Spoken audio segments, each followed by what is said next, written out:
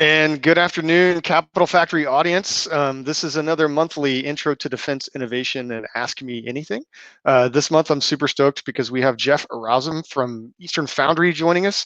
We will get to him shortly, but to kick things off, as we do every month, we're going to do an overview of Capital Factory, our innovation ecosystem, and how we have come to serve the Department of Defense.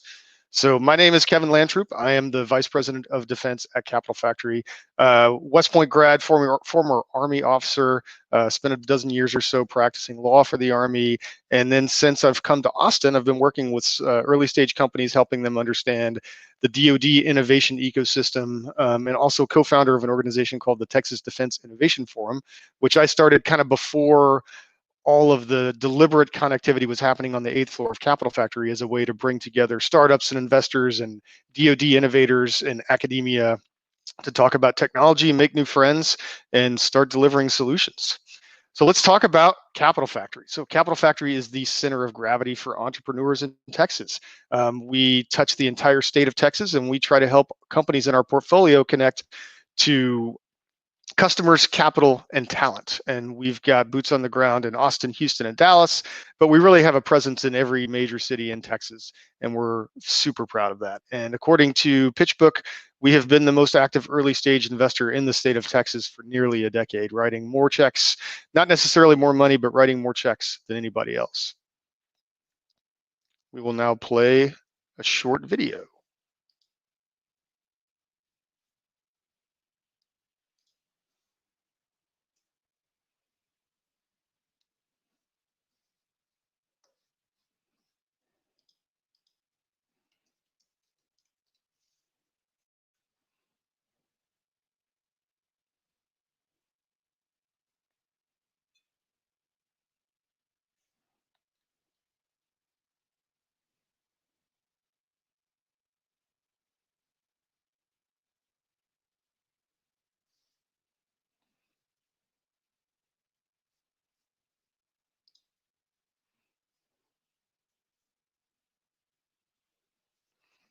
All right, if Rebecca can pull my slides back up, we'll keep going. There we are.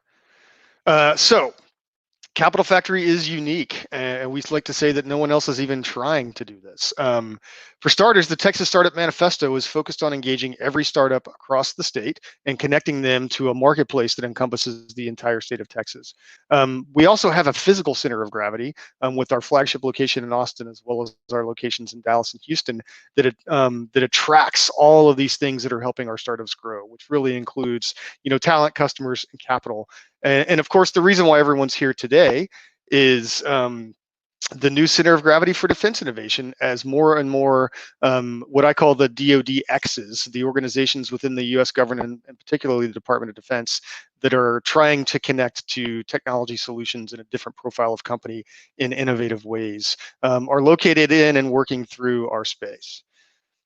So let's talk Texas Startup Manifesto. So Texas, if anchored by the major markets of DFW, Austin, Houston, and San Antonio, is the state of Texas in and of itself would be the 10th or 11th largest economy in the world. And so we really use that as a single marketplace for our companies, and it works two ways.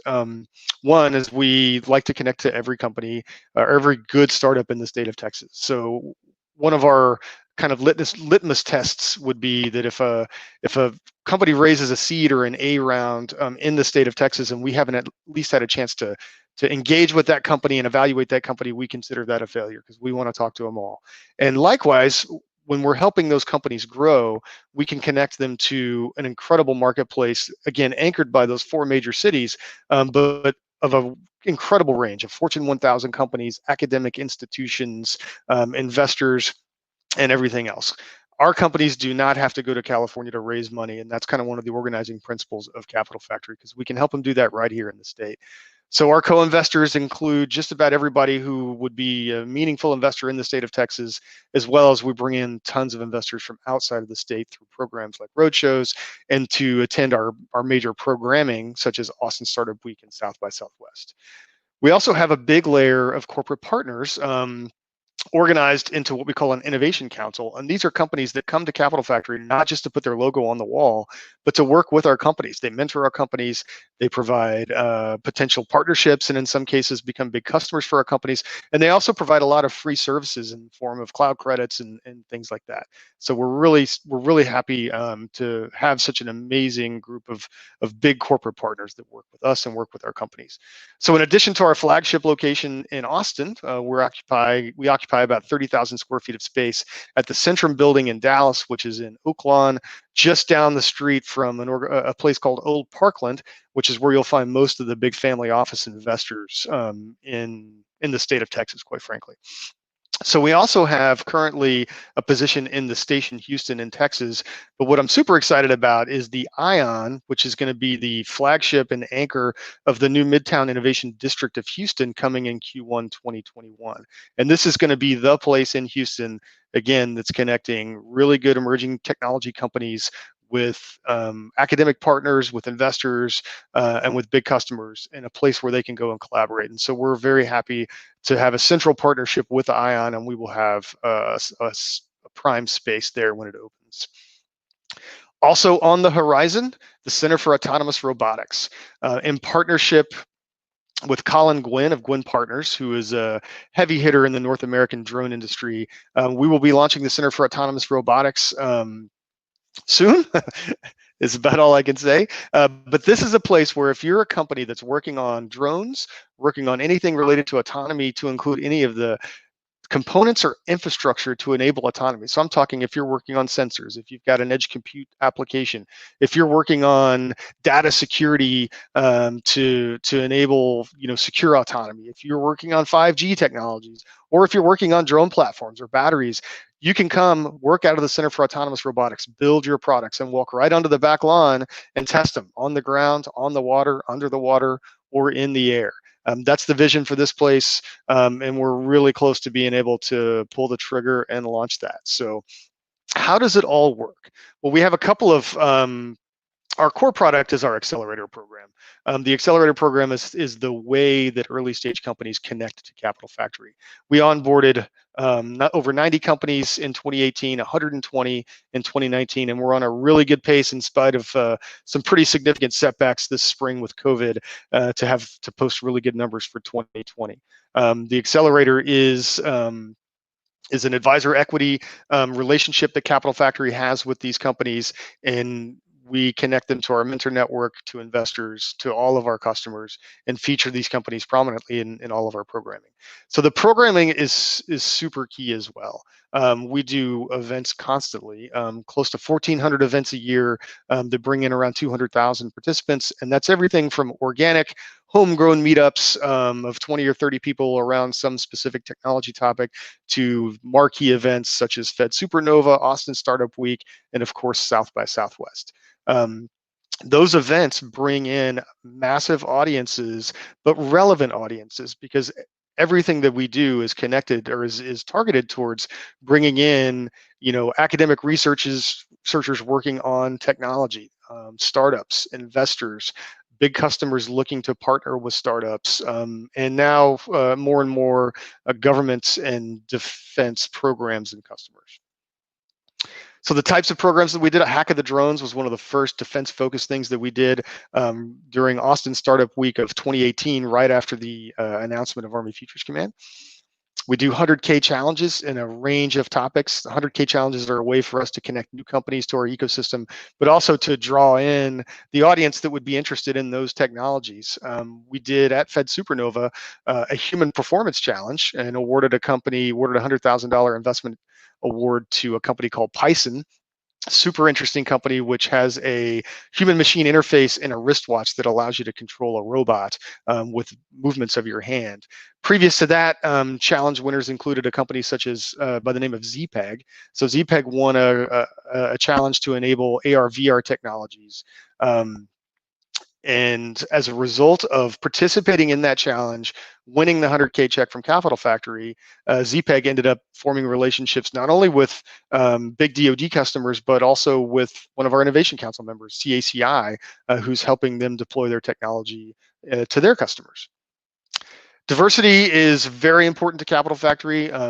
it's obviously very important to our society. And so we think it's important that our members know that we are focused on diversity. We want to see diversity of companies, diversity of attendees and speakers at our events. And really it's a central component of everything that we do. One of the real interesting things about Capital Factory that I really enjoy and that sets us apart from any other places, we are organized to receive VIP visitors, and as a result we get a lot of referrals for VIP visitors, and when they come we introduce them to our companies. And this all started when President Obama visited back in 2013 during his Startup America initiative. But prominent CEOs, people that you have heard of, and companies that you have heard of are constantly coming to Capital Factory, engaging on our stage, and meeting our startup founders. And again, following the theme, that has been extending more and more to military and defense VIPs. Right there, you see the Secretary of the Army, Ryan McCarthy, and General Mike Murray of Army Futures Command. Just a few weeks ago, you can tell by the masks, we had the Secretary of the Air Force, Barbara Barrett, the Chief of Staff, General C.Q. Brown, and the Chief Master Sergeant of the Air Force, Joanne Bass. And why is that important to our companies? Well, because for them, every single day is demo day, because the steady stream of VIPs is always coming through the door. Fortune 500 executives and potential buyers, investors and VCs from outside of the state, foreign delegations, flag officers in the military, you name it, they're constantly coming through our space, and we're showing them our companies. Capital Factory also works with a lot of other accelerators, and we typically take companies that are graduates of other accelerators like Techstars or Mass Challenge, and they'll come and join our accelerator to get to the next level with their product and their customer base.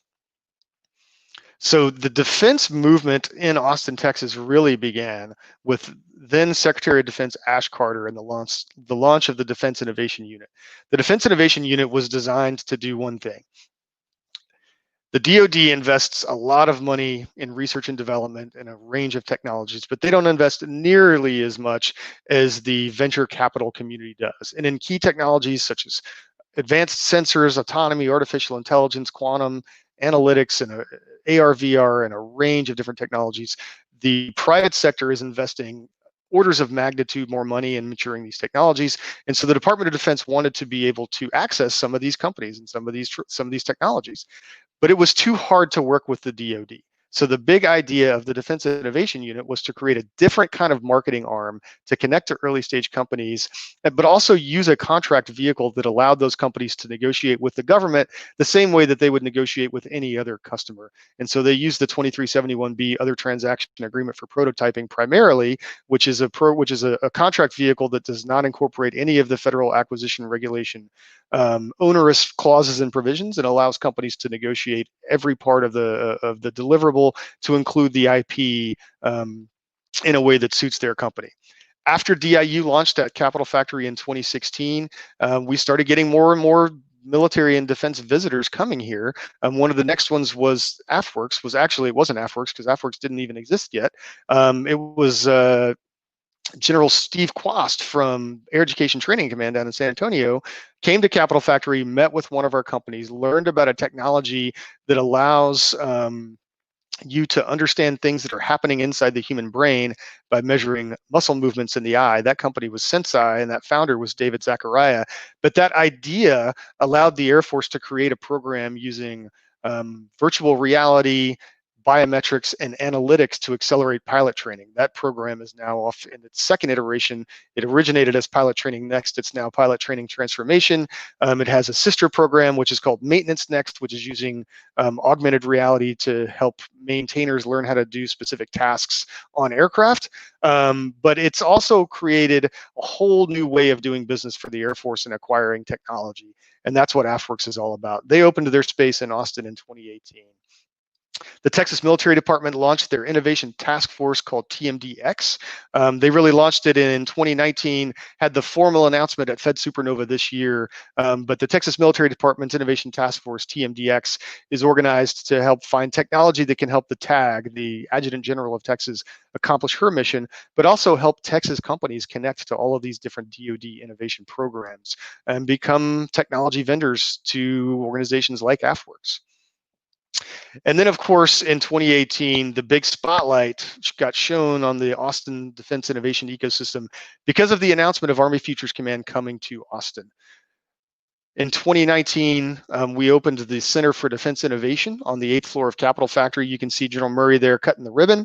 And that floor, the 8th floor Capitol Factory, houses the Army Applications Laboratory. And we kind of consider that launch, February of 2019 being when that ribbon cutting ceremony happened. And then in South by South, or during South by Southwest of that year, was when they really opened their doors for business. And we kind of count that as day zero. And so when we were looking back at what happened in year one for the Center of Defense Innovation, we were very pleased with the success that our companies had selling and access, or getting inside the DoD and accessing these programs.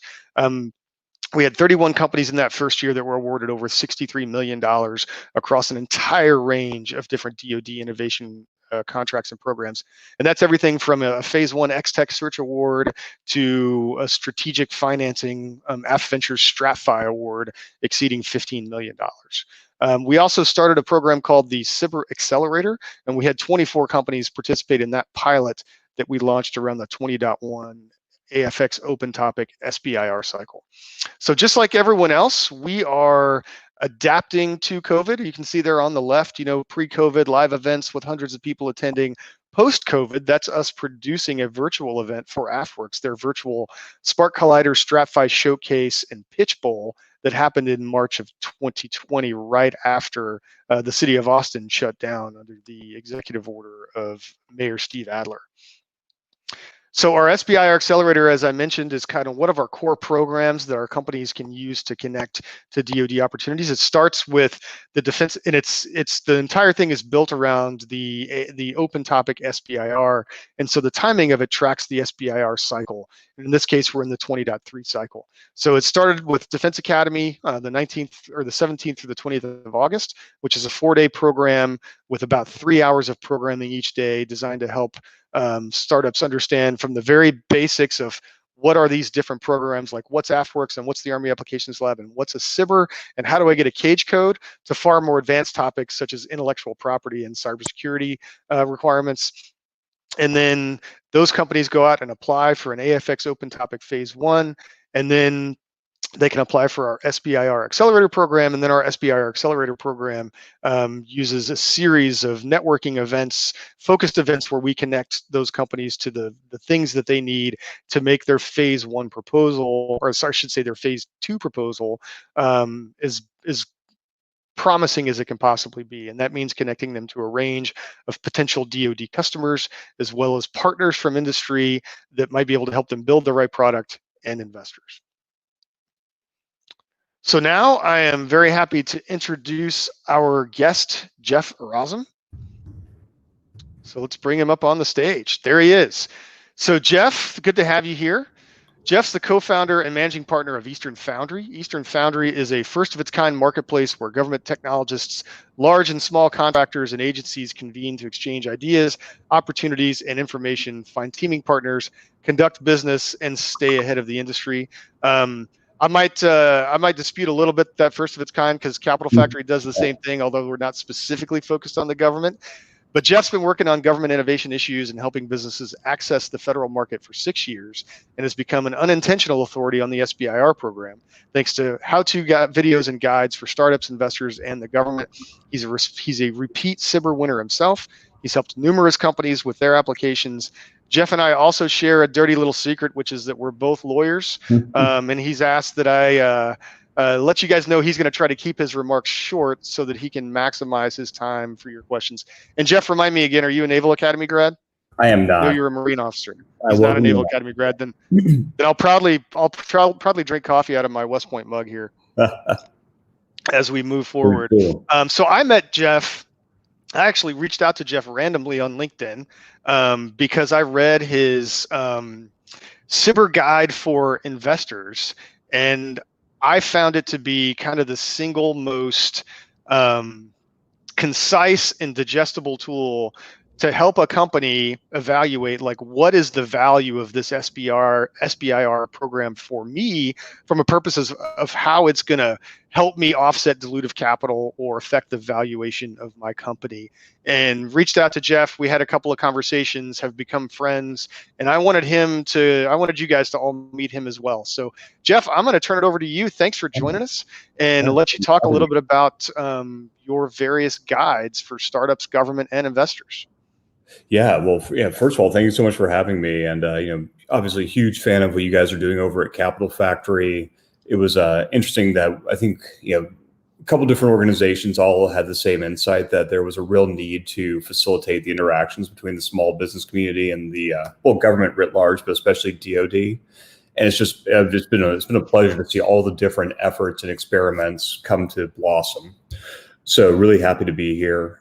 As Kevin said, I've been publishing how-to guides on the SBIR program for a little while now. It was kind of an unintentional process.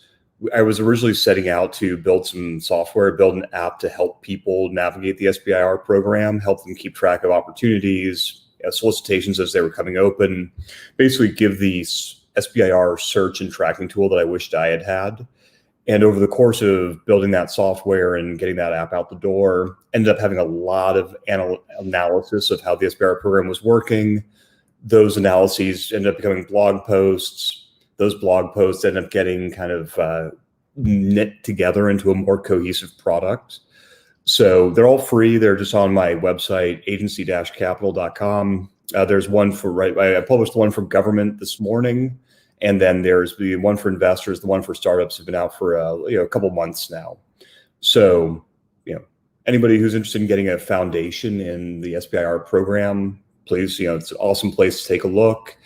I really tried to write it from the perspective I had when I was first getting involved with SBIR, and I was applying for my first couple, and with all the curiosities and questions and concerns and uncertainties. Tried to really put that together into a roadmap that people could use to understand the program and then decide if they want to get into it, go forward with it if they choose to. But really, I really mean it. Like I will say when I think about being in the audience's shoes right now, I find that I'm always in one of two places. Like I either know more than the person speaking about the given topic they're speaking about, or I know so little that I'm just there to kind of like understand the wave tops and just kind of get some general understanding of a topic, which as a speaker makes it really hard to do comments and reflections that are both valuable to the people who really know what's going on in the audience and that are still digestible and manageable for the audience who doesn't know a whole lot. So in my experience, I would rather just answer questions that you have about the program, because that's obviously where you are. That's what's on your mind. So, why don't we start by showing the guide, and let's do a little overview kind of what it covers. And maybe you can talk a little bit about how you came to write this and get it out there to help the community. Yeah, happy to. So, the reason why I started doing this was because I just found there was so much misinformation out there about the SBIR program. And part of that is, I think, fair misunderstandings, because I think that, as Kevin was talking about, this 20.3 came out. Well, the AFWERX variant of SBIR came out relatively recently, about 2 years ago, and it really turned the SBIR world upside down. So yeah, here are our guides. Thank you. It really turned the SBIR world upside down because it took just a fundamentally different approach to how the program worked, and probably too inside baseball to get into the details of all the ways that it changed it. But the two important ways that the AFWERX program shifted the SBIR dynamic was that it shifted it from being a push to a pull model. So historically, SBIR, you had to wait until the government published a topic that was related to your technology. And as you can imagine, there's no way for you to build your business model or your funding stack just thinking about hey, is this ever going to come out? What are my chances that 6 months from now an SBIR topic will come out that I could potentially apply to, that could potentially fund me? So number one, the AFWERX program shifted that. So you actually nominate your own topic. So what part of your application is going to be to say, hey, I solve these kinds of problems, and I notice that the Air Force has these kinds of problems, and I know this because I read this, this speech from the secretary, and I read this, this white paper published by Rand or DARPA or whoever, and you can validate that there is a need. So now it doesn't matter where you are in the SBIR cycle, you could just be like, hey, I wonder if SBIR, it opens up every 4 months. I wonder if I could apply in the next one. You go out there, you look at anything you can find to validate that the Air Force shares a need that with your commercial customers. If the answer is yes, awesome. You know that you can apply. So that huge risk got removed from the SBIR program through that decision. The second thing that the AFWERX program did that really stood the whole program on its head was the speed. Historically, you're looking at years between each step of the SBIR program, and it created a lot of operational problems for small businesses. But now they've really accelerated the program, which allows you to get from applying to decision to money in your pocket really quickly. And so when this happened, all of a sudden, lots and lots of startups, people who I presume are watching this presentation, all of a sudden became very interested in SBIR. So that groundswell of interest and the confusion I saw around it is really what drove me to write these guides. Yeah, I mean, we obviously have seen a ton of interest among our companies. In fact, I see a comment from Scott Schneider from HTX Labs. I think Scott actually is the person who introduced me to your guide and led me to find you and start chatting. But yeah, these are real opportunities. And so what I really like about the guide is a couple of things. The comment, Sbir funding is to corporate funding as lottery tickets are to your personal finances. So explain what that means to you and why you wrote that there, because I think that's a really core idea that a lot of companies don't really get. Absolutely. So my take about, in full transparency, I've never pursued venture funding. For a variety of reasons, I've always decided against that growth model, but a lot of my friends have, and at least my perception is, and I think the data bears this out, is that if you have a really good product and a great team, and have identified investors who invest in your market, in your kind of company, you could be pretty sure you're going to get funded. Now, you might not get funded at the valuation you'd like, and there may be issues with it, ultimately just make you decide not to take that path, but it's there. Like, that is a known and repeatable process, and that's great. Conversely, the SBIR program has a lot of risk built into it. Like, even with the AFWERX program, with all of its advantages, its great win rates, its speed, fundamentally, you should not, my belief, you should not rely on that money for the success or failure of your company. Because I've known some great companies with great proposals that didn't win. It happens. So if you're betting the farm on winning that SBIR, you're setting yourself up for failure. Because and why would you do that to yourself? So I think that you should always look at SBIR funding as, a lottery ticket. If it hits, that's amazing. You just got a ton of cash to build your product, non-dilutive, awesome. And if you don't win it, it's a shame. Try again next cycle, because you've got that good foundation of just good core corporate finance planning. Yeah, and I tell you, I personally coach a lot of companies through office hours, through our Epic Office Hours events, through just networking and things, and meeting companies. And I consistently tell them something that's very similar to your third bullet there, which is, don't try to become a defense company. Mm-hmm. You should be a commercial company. You should identify, what your big commercial industry or market potential is, and you should stay focused on that. And to the extent that you can have a minor departure from that product or that technology that solves a DoD use case, then you can leverage some of these programs to get money and truly treat it as offsetting dilute, what would otherwise be a dilutive investment to build the same product. And a story that I like to talk about in that vein is a company called Icon, which is one of our portfolio companies. Icon 3D, founded by Evan Loomis and Jason Ballard. It's located here in Austin, Texas. They have a big robot called Vulcan. Actually, they're on Vulcan 2. And it prints houses out of concrete. And the so what of their company is that they have figured out a way to get the mix just right using a bunch of data inputs and analytics, so that when they lay that bead of concrete down, it doesn't deform. It doesn't run all over the place. They can lay down a solid bead and then another one and then another one, and they can build a structure. And the robot just goes around and lays down concrete, right? They're not doing that because they want to build bunkers for soldiers in Afghanistan. They're doing that because they want to end homelessness, or they want to at least make a dent in it, by drastically reducing the cost of producing a habitation.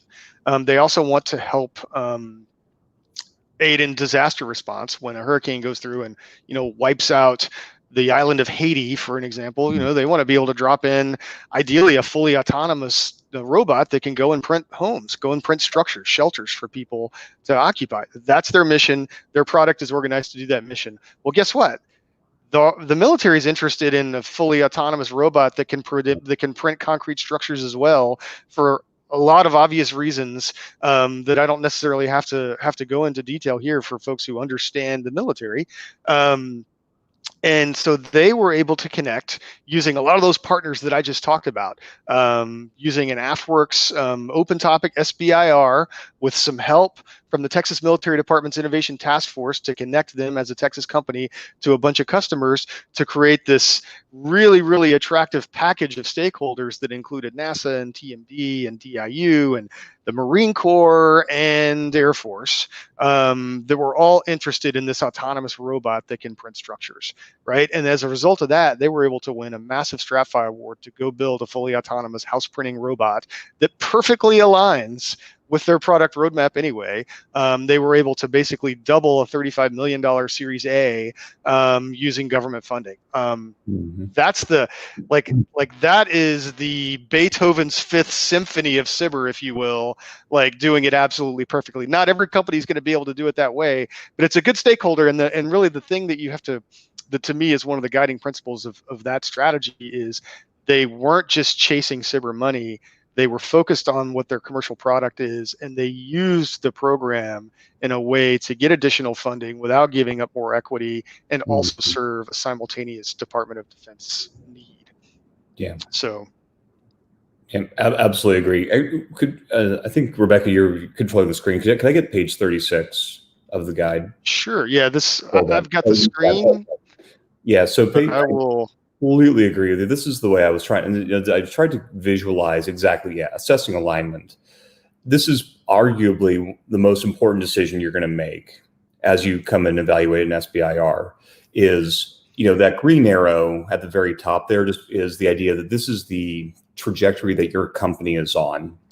And every degree of variance between what the work you're going to have to do for the DoD from that green arrow is time and money lost, because fundamentally you're here to develop a commercial product. And if you end up, having this kind of mediocre alignment, maybe apply, you're going to spend 10, 30% of your time over the next year and a half working on a set of features and functions. Think about how much developer time you're spending that's going to be distracted. Your leadership team time is going to be distracted, not focusing on your commercial customers. So being really clear-eyed about whether the incremental functionality that you're going to build using this SBIR money, is that really driving your commercial product forward? And if it's not awfully close, then it's probably a bad idea. Awesome. So no questions yet in the chat. So there's another component, and I don't remember if it was this guide or if it was in one of the other ones, or if you have it in multiple, but where you talk about like based on how much capital a company has raised, or based on how much revenue they have, how should they be evaluating an SBIR? Yeah. And Yeah. I have all of your guides up, so if it's in the investor's guide, I can pull that one up pretty quickly too. So that's a good question. So I think I don't even remember which guide it's in, but I know what you're talking about. So what Kevin's referring to is that different SBIR programs like to invest in different profiles, and you may be picking up on a theme here, but there's a real difference between the AFWorks program, this dual use or something that's called dual purpose SBIR on the one hand, and kind of everybody else on the other. Everybody else basically takes the position that the requirement that we're putting out is unique. We're the only ones who are going to buy it. So we shouldn't expect, in the classic example here would be shelf stable blood. This was a real SBIR requirement that came out from SOCOM a couple of years ago. And the requirement was, hey, we've got these medics that are in far-flung places in Afghanistan. They have no access to refrigeration, but they're doing transfusions. Give us shelf-stable, transfusible blood. Great. Well, as you can imagine, there's a very small market for this. Maybe some first responders, but it's pretty small. It's basically the DoD. So given that it's such a bespoke, unique DoD use case, they're just going to assume that whatever gets built is going to get built from zero up.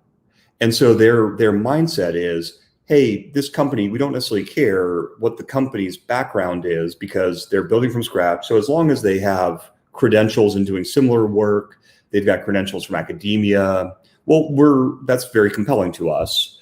And there isn't going to be any commercial traction, because how would you have commercial traction for such a bespoke concept?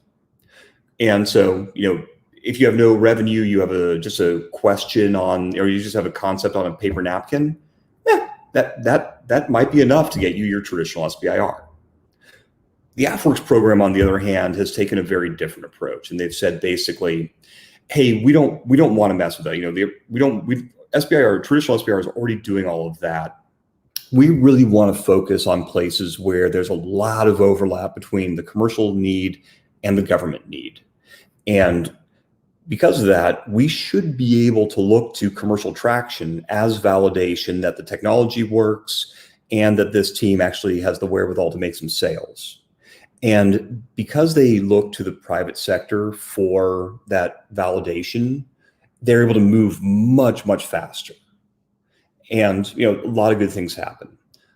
But it also means that if you're a really early stage company where all you have is a concept, you're probably not going to get a win, just because they can't validate that your idea will work through this proxy, through this reasoning by analogy. So if you're looking at the AFWorks program, you're probably going to need to show a couple years in business. You're going to need to show multiple commercial customers. You're going to want to show a couple $100,000 of revenue, some significant investment, because that's indications to the Air Force that, hey, these customers buy believe in the tech, the investors believe in the tech, makes us believe in the tech also. Yeah, I think that's a really great point. That's a really great point. I have 3 basic questions that companies have to answer when they connect to my office hours through Union. So we use a software platform called union.vc for our members and accelerator companies to connect to mentors. And the 3 basic questions are: do you have a cage code? Do you have a product? And do you have paying customers? Because that's really if you don't have a cage code, I know what we need to talk about first, and I know what level of kind of familiarity you might have with this process. And then if you don't have a product and you don't have paying customers, then the AFX Open Topic's probably not going to be a good fit for you. Although I love that AFWorks has extended the openness, if you will, to the STTR as well. I think they're probably going to drive a lot more submissions on STTR over the next year. The way that they did now, they're getting well over 1,000 submissions for each open topic cycle for phase 1s, which is absolutely insane that they're going to get that many submissions to a single SBIR topic. But yeah, no, I totally agree. Staying aligned, so so folks understand, and we have some questions starting to populate, so we'll get to those in a second. There are, and what I love about Geoff's guide is Geoff's guide is going to talk about a lot of different types of SBIR programs that exist out there, and kind of what the relative strengths are or attribute features are of each one.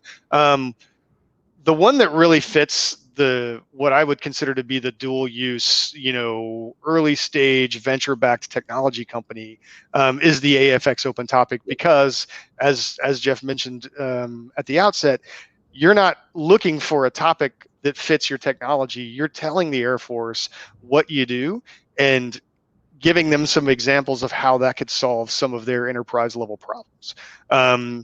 And it makes it so much easier to again get that alignment that we're talking about here. Where you can propose something that solves that Air Force problem and has great alignment with what your product roadmap and your market capture plan already is.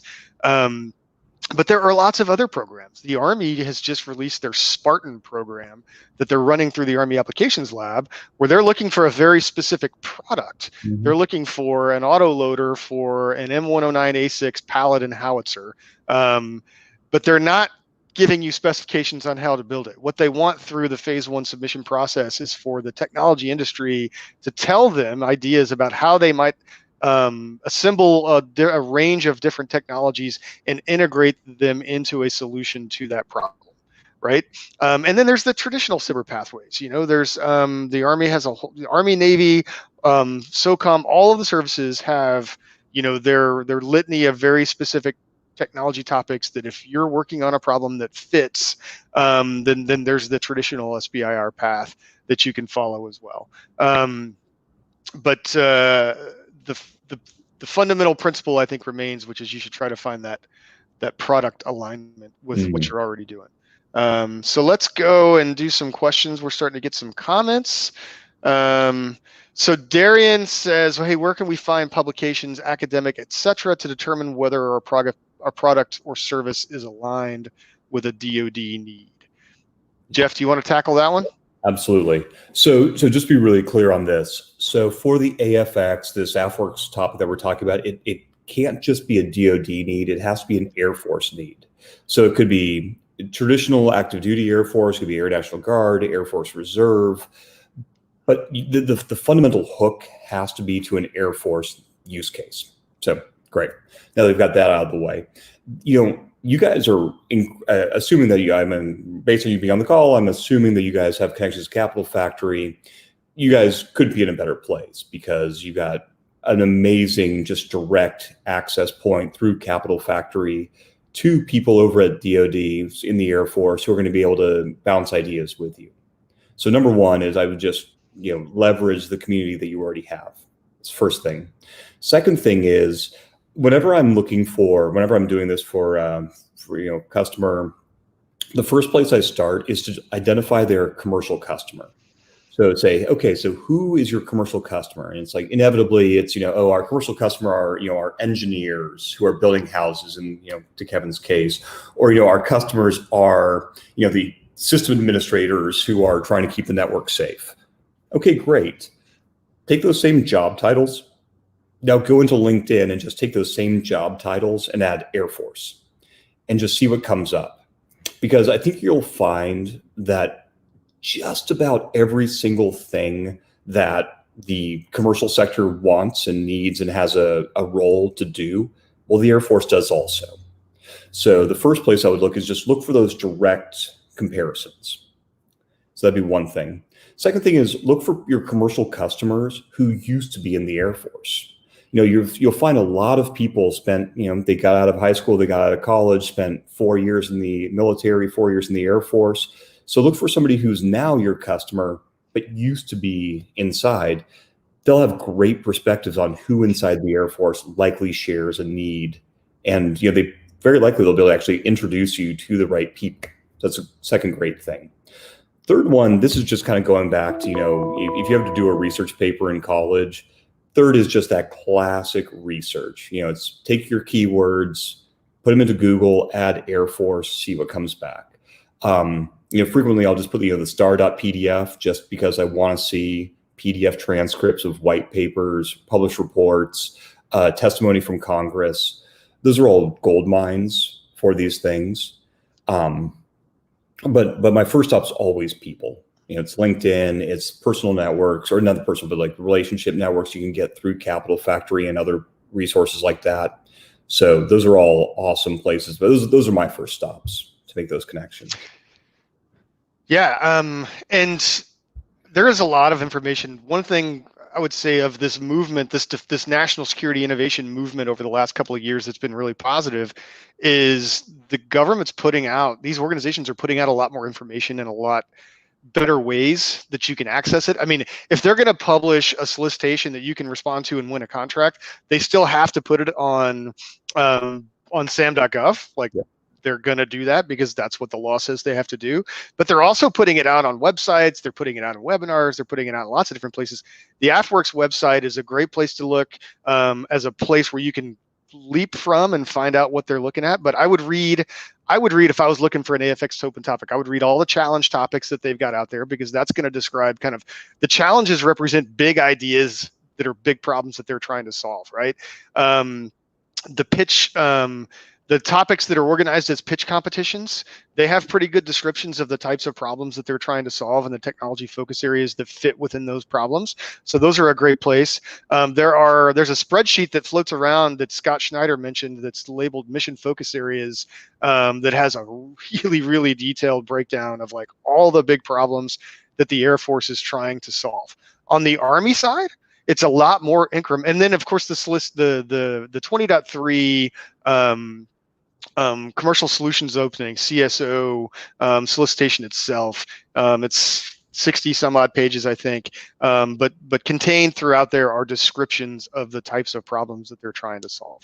The Army, obviously they have a ton of prescribed topics. They are rolling out topics sort of incrementally that you have the opportunity to apply to. On the Army Applications Lab website, they have 15 technology focus areas, each of which has a handful of bullets underneath it that are kind of general technology categories of things that they're interested in. One thing that the Army hasn't done as well as I would like is it's hard to predict, kind of what they're going to be looking for next in terms of a more focused program. Like the Spartan program for accelerating the rate of fire, which effectively, again, is an autoloader that sits on the back of a Paladin. They published that topic maybe 2 weeks ago. They've been talking about it in some webinars, but prior to that, there was really no indication that that was coming. And the time to respond to it's really short. So whereas, if I'm a machine learning company, I kind of know that in any given cycle, I'm going to be able to come up with something that'll be relevant to the Air Force. And I can start thinking about, what's the next thing that's going to have alignment pretty early on. So that's my 2 cents, but yeah, and 100% agree with everything that Geoff said. So a question from Sajish, I think I pronounced that correctly, about commercialization. Is there a generally clear path to commercialization within the DoD through SBIR, i.e. after phase 3, is there a path to sustainable revenue? And so, Sajish, I think I'll correct your question a little bit, because phase 3 is the after Sbir, even though a lot of people don't really understand that phase 3 isn't actually an SBIR contract. It's the opportunity for you to get a sole source award after having won an SBIR phase 1. But you want to tackle the commercialization potential through the SBIR program? Yeah, this is a tough one, and just between I don't think anybody. It is what it is. I think this is still a huge barrier, because the crux of the problem here is that when you move from SBIR, especially the AFX SBIR phase 1, phase 2, you're working with a community of people who are self-selected or handpicked by the Air Force because they're innovative, because they're risk-taking, because they have this vision for how acquisition of new technologies should work. But when you transition over into phase 3, now you're working with traditional program and contracting officers within like big Air Force or big DoD. And there's a cultural problem. There's a speed shift. there's a whole bunch of you basically you run headfirst into traditional acquisitions land within DoD, and admittedly, having an SBIR does give you some benefits. There's sole source justifications, and there's a lot of stuff in there that helps you. But the number one thing that I would say that you need to be doing in phase 1, but especially phase 2, to be successful in phase 3 when you get that recurring revenue, is developing customer relationships. I think there's this misconception about how the government works, that it's a monolith, and that if I'm interacting with this AFWorks team over here, and they're signed up and they're giving me money, therefore they are communicating to the ultimate end users, the end customers, the program offices who would end up buying this from you. And frankly, it's just not the case. And at least in my experience, there is much less communication, and not a criticism. They have a lot on their plates. They don't have time to be doing your customer development for you. So the number one thing that I think that can be done to help facilitate your successful transition into ongoing revenue is to treat that customer just like you would treat any commercial customer. If you're following your lean startup principles, you would never start with, hey, I've understood this value. I had 2 customer conversations when we were applying, and that was my ticket to get in the door. And then I never talked to my customer again while I was building this thing. Then I brought it back to them. That's just unthinkable for people coming out of a lean startup mindset. But I see people default back into that when they begin to work with the government, because they confuse the AFX team with their customer. They're not. So the best thing I can tell you to do is start identifying captains, majors, those younger officers who are really excited who are getting energized about what you have to offer. It's awesome to have, a 4-star general who thinks that you've got a cool thing going on.